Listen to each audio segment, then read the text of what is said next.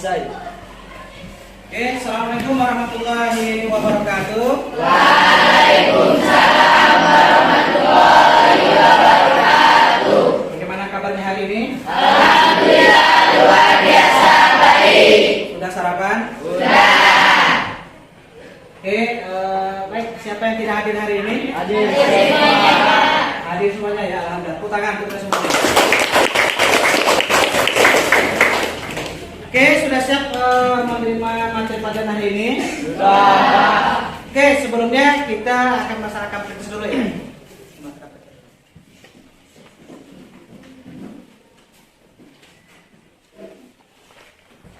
Terkait dengan batang monokotil dan dikotil, siapa yang bisa membedakan tadi? Bagaimana membedakan antara monokotil dan dikotil? Ya Pak, Oke, Apin silakan. kalau batang monokotil tidak bisa membesar, sedangkan batang dikotil bisa membesar.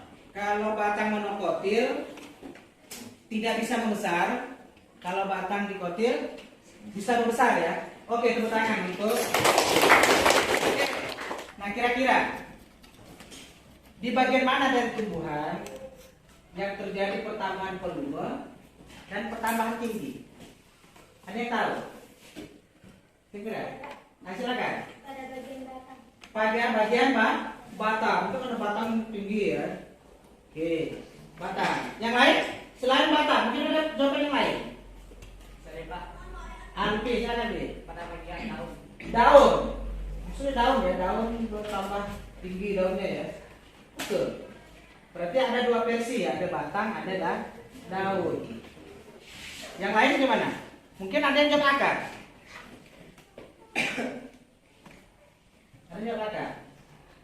Tidak ada ya. Jadi sementara jawabannya adalah batang atau daun.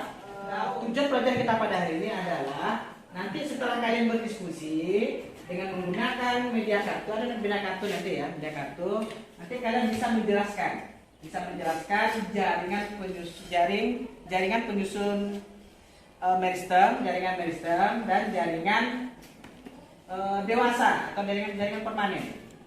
Kemudian nanti kalian bisa membandingkan struktur dan fungsi antara jaringan meristem dan jaringan dewasa atau jaringan permanen.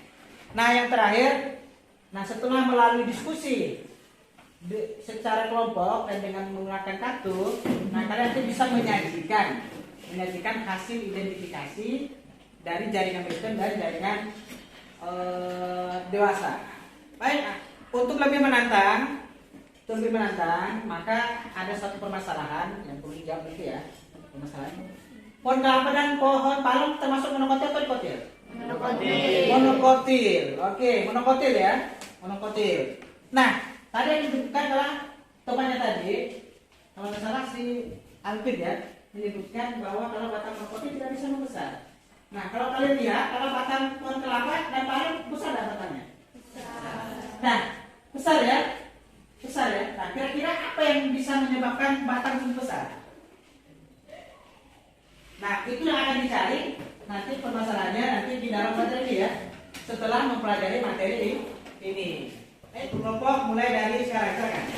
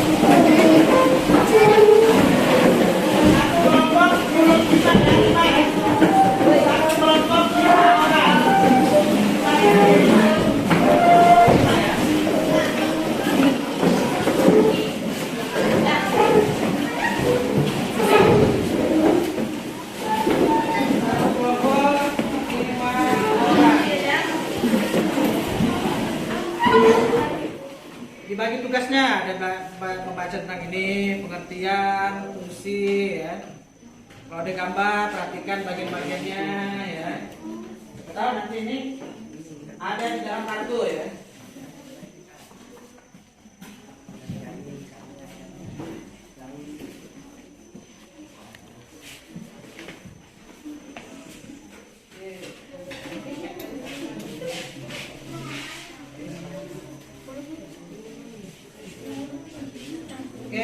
rapi ya, yang rapi. Hubungkan tanda hubungnya. Coba ingat.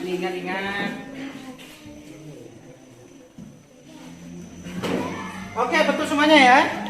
Tepuk tangan. Kelompok 2, 1, 2. Oke, betul semuanya ya. Oke, selamat ya. Waktunya 5 menit. Silakan bagiannya digunakan. Kerjakan bagian yang dulu ya. Yang angka yang huruf dulu. Dia dibuka banajannya.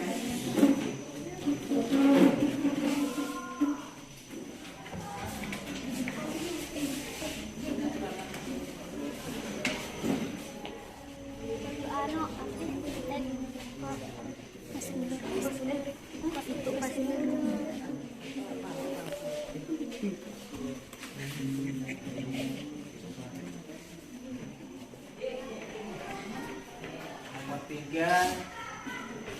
Oke, betul semuanya. Kelompok 6.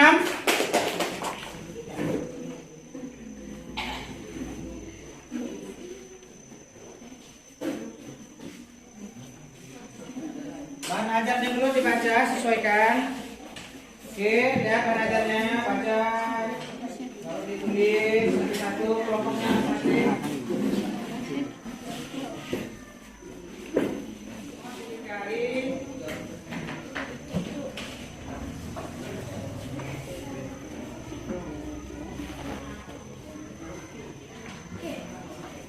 Oke.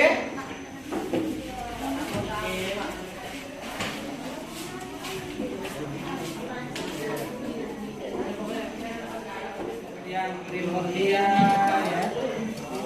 Oke.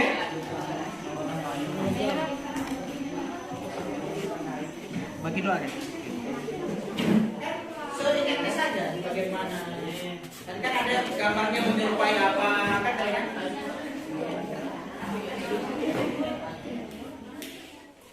Assalamualaikum warahmatullahi wabarakatuh. Waalaikumsalam warahmatullahi wabarakatuh. Saya akan mempresentasikan hasil kerja kelompok saya. Memang 3 tahun. Kelompok N. Step aksila. Hah? Step aksila. Aksila dari A. adalah sistem Vertikal. D. D. Primordial daun. C. Meristem aksila.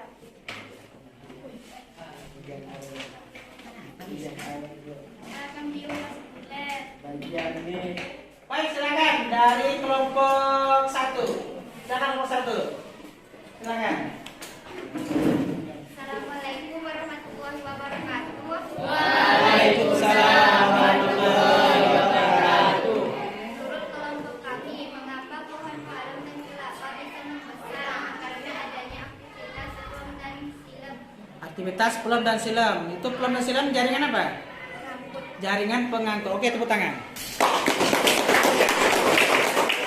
Menurut kelompok kami, mengapa pohon kelapa dan palem bisa membesar? Karena termasuk ke aktivitas dasar yaitu palisade.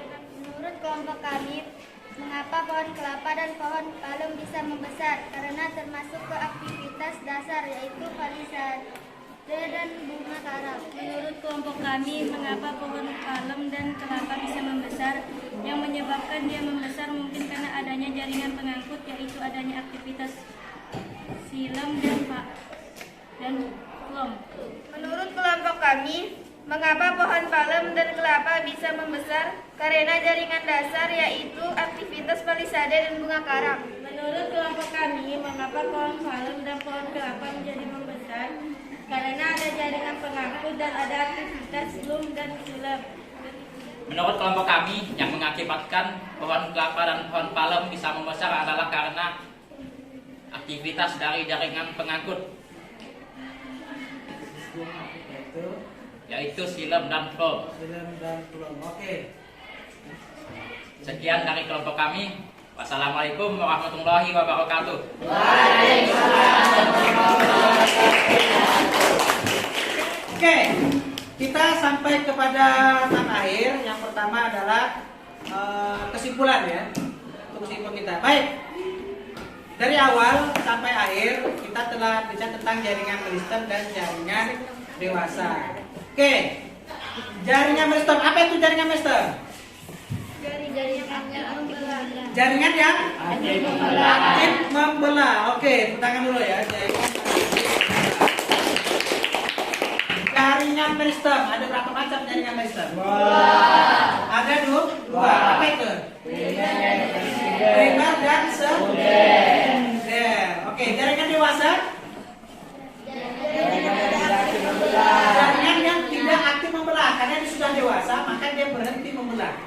Dia berhenti. Jaringan dewasa atau jaringan disebut juga dengan jaringan permanen. Ada berapa sih jenisnya kalau jaringan dewasa? 4. Ada 4. Apa itu yang pertama? Jaringan pelindung. Yang kedua? Dasar. Yang ketiga? Penyokong. Yang keempat? Jaringan pelindung. Contoh jaringan pelindung? Apa? Jaringan epidermis.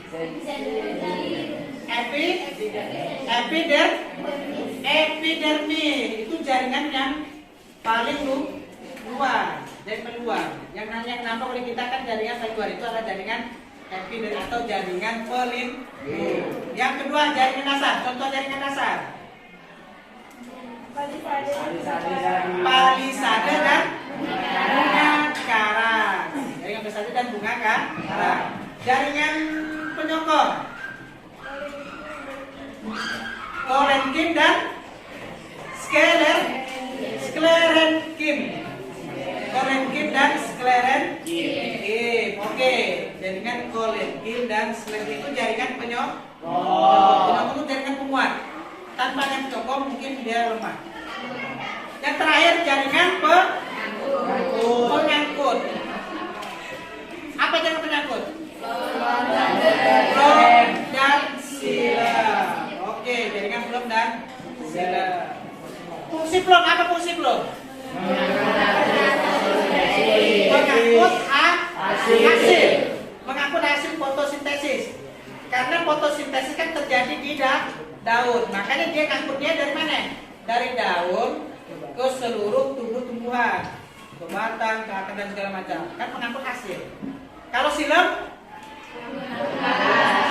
mengangkut bahan, mengangkut bahan fotosintesis dari mana? Dari akar menuju ke daun. Karena proses fotosintesis ada di daun. Jadi mengangkutnya dari akar ke batang dan juga langsung ke daun. Jadi ingat kan? Oke. Belum fungsinya itu tadi mengangkut hasil fotosintesis dari daun ke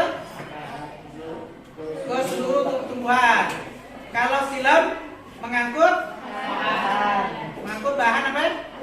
Fotosintesis. Pertemuan selanjutnya nanti kita akan membahas tentang struktur dan fungsi jaringan pada akar, pada batang, dan pada daun. Oke, demikian tadi kita pada hari ini. Semoga ada manfaatnya. Dan saya tutup. Assalamualaikum warahmatullahi wabarakatuh. Waalaikumsalam warahmatullahi wabarakatuh.